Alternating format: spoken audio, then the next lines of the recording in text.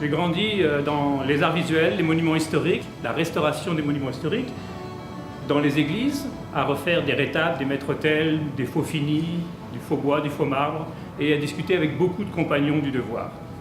Quand le compagnon voyage, il voyage avec des cartes, souvent les tarots, qui étaient les premières cartes, le livre de l'époque. J'ai préparé aujourd'hui un jeu qui est un amalgame de connaissances entre le tarot, les différentes connaissances ésotériques, les planètes.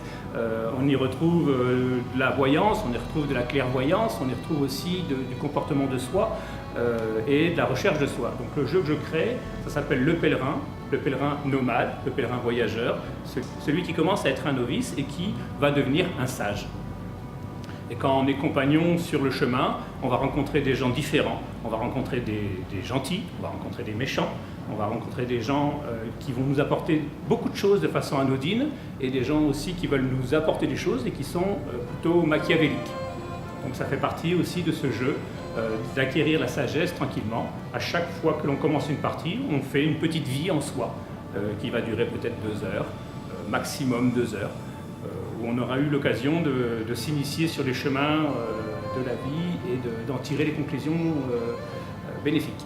Toujours le choix de l'alternative. J'affronte mes peurs ou je décide de les mettre de côté et de les affronter plus tard. Le jeu, il est pratique, simple, intergénérationnel et facilement transportable.